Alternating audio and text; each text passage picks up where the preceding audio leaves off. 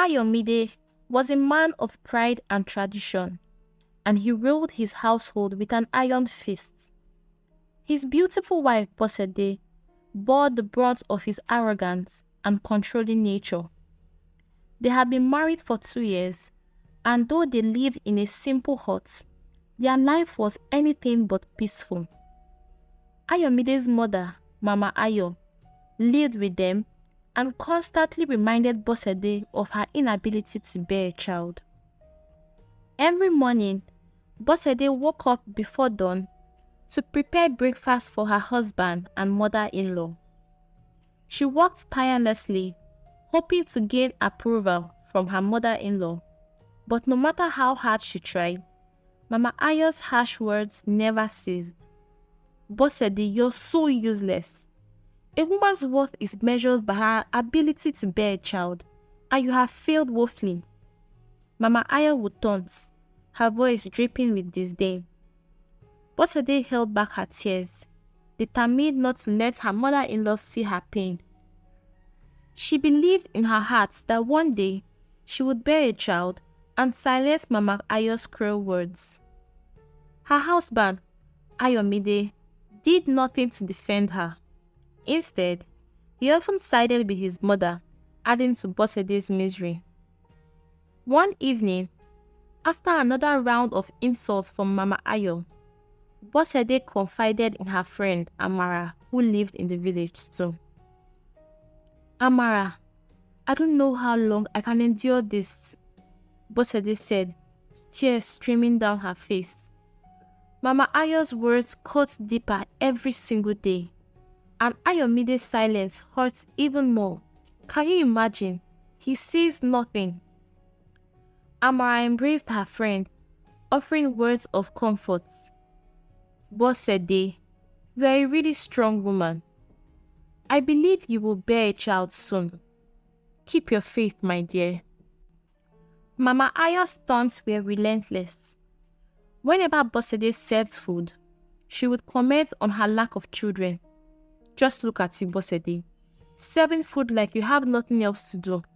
Maybe if you spent more time praying for a child, you wouldn't be so idle. Mama Ayo sneered. At night, when Ayomide returned from work, Mama Ayo would sit with him and subtly poison his mind against his wife. My son, don't you think it's time to consider another wife? Bosede has not given you a child, and it's been 2 years, Mama Ayo would say. Ayomide would sigh, looking at Bosede with disappointment. Mama, just give her time. I'm sure she will bear a child soon. But deep down, Bosede knew that Ayomide's patience was wearing thin. The pressure from his mother was beginning to affect their marriage. She could see it in the way he looked at her, the way he barely spoke to her anymore. One afternoon, as Bosede was washing clothes by the river, Mama Ayo approached her, a smirk on her face. Bosede, I heard there's a new herbalist in the village. Perhaps you should go and see him. Maybe he can fix whatever is wrong with you, she said, her voice laced with sarcasm. Bosede clenched her fist, trying to hold back her anger. Mama, I am not broken and there's nothing to fix. I will have a child when the time is right. Mama Ayo laughed, a cruel sound that echoed through the trees. Keep telling yourself that, my dear. But don't be surprised if Ayomide brings home another wife very soon. That night, Bosede cried herself to sleep, feeling more alone than ever. She prayed fervently, begging the gods to bless her with a child. She knew that only a baby could silence Mama Ayo's cruel words and save her marriage. Days turned into weeks, and weeks into months, but the taunts never stopped. One day, as Bosede was preparing dinner, Mama Ayo walked into the kitchen, her eyes filled with malice. Bosede, have you ever thought that maybe the gods are even punishing you? Maybe you did something in your past life and now you are cursed, Mama Ayo said, her voice low and menacing. Bosede's hands trembled as she cut the vegetables. Mama, please, I am doing my best. The gods will bless us when the time is right. Mama Ayo scoffed. Your best is not good enough, Bosede. You are nothing but a barren woman, and my son deserves better, I've told him. Bosede could not take it anymore. She dropped the knife in anger and faced her mother-in-law. Mama, I have had enough of these your insults. I am not barren, and I will have a child. You have no right to speak to me this way. Mama Ayo was taken aback by Bosede's outburst, but she quickly regained her composure. We will see about that, don't worry, Bosede. We will see.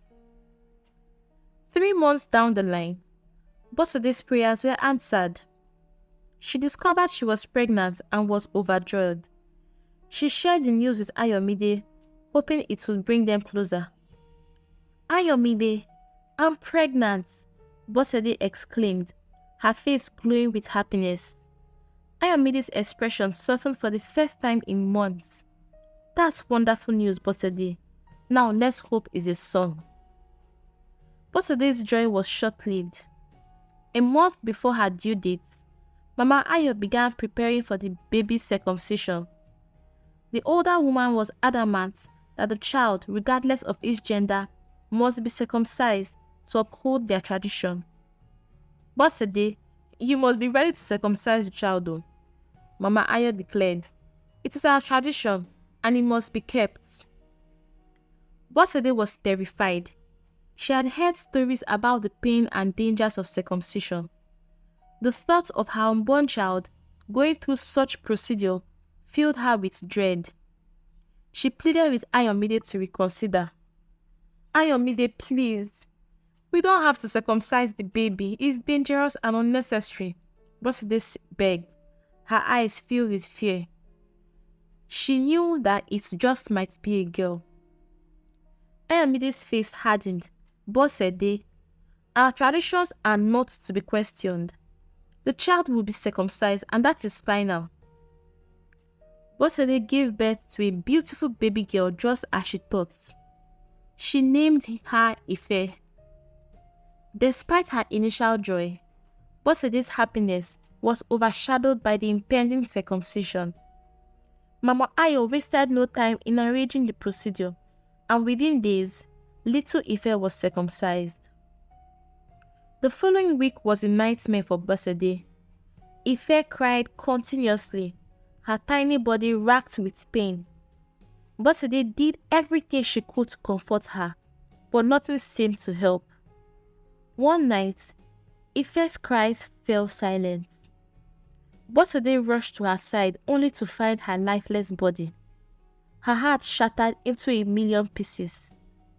She wailed in anguish, her cries echoing through the village. She blamed Mama Ayo for Ephair's death, her grief turning into a fiery rage. This is your fault, Bosede screamed at Mama Ayo. You killed my baby with your barbaric traditions. Mama Ayo remained unmoved. The gods took the child. It was her fate. Ayomide, standing by, supported his mother's stance. Bosede, the child's death was the will of the gods. You must accept it. A year later, Bosede gave birth to a healthy baby boy, which brought immense relief and happiness to the family.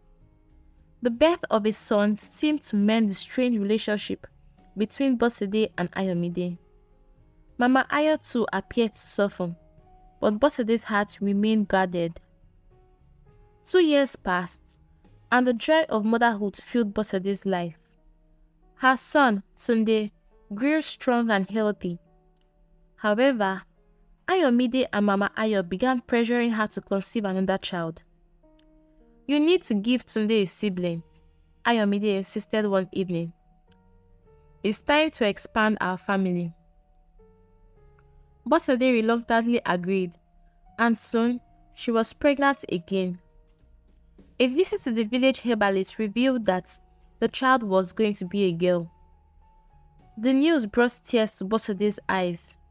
She knew what awaited her unborn daughter. Mama, please, we don't have to circumcise this child, Bosede pleaded with Mama Ayo. I can't go through this pain again. Mama Ayod's response was cold and unwavering. The child must be circumcised. Our traditions must be upheld. Desperate, Bosede sought support from the village women.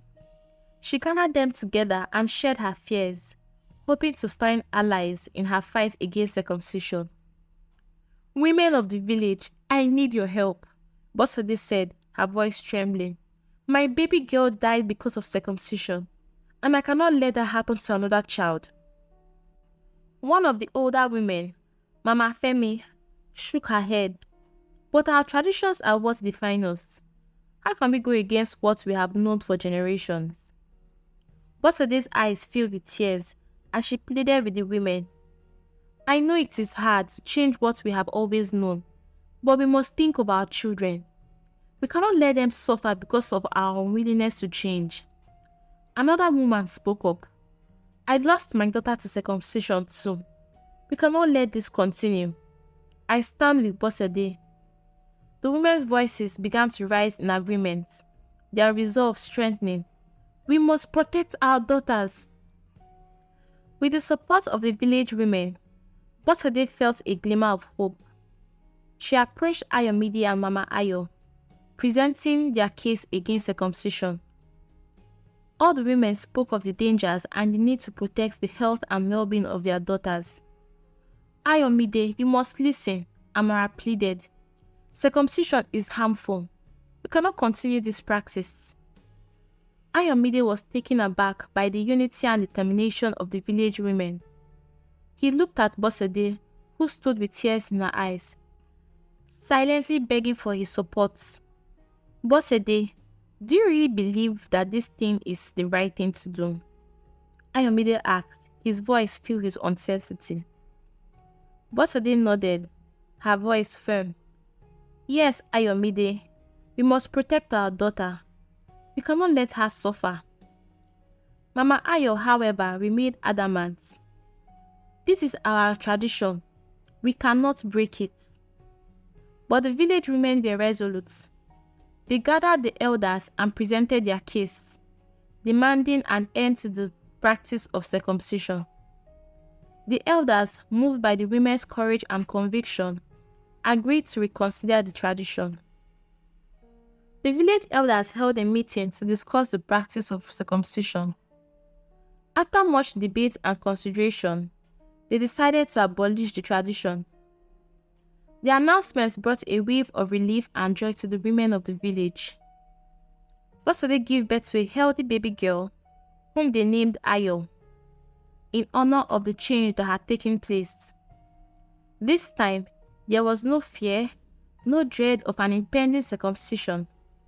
The village celebrated the birth of Ayo, knowing that a new era had begun. As the years passed, Bosede and Ayomide's relationship strengthened. Ayomide began to see the importance of questioning harmful traditions and supporting his wife. Mama Ayo, though still traditional in her ways, gradually accepted the changes. The village thrived, and the women continued to advocate for the health and rights of their daughters. Bosede became a symbol of strength and resilience, inspiring others to stand up against harmful practices. In the end, Bosede's determination and the support of the village women brought about a significant change. The practice of circumcision was eradicated, and the village moved forward, embracing new traditions that valued the health and well-being of all its members. The story of Bosede, Ayomide, and their village serves as a powerful reminder of the importance of questioning harmful traditions and standing together to bring about positive change. Through unity and courage, they were able to protect their future generations and create a better life for their children.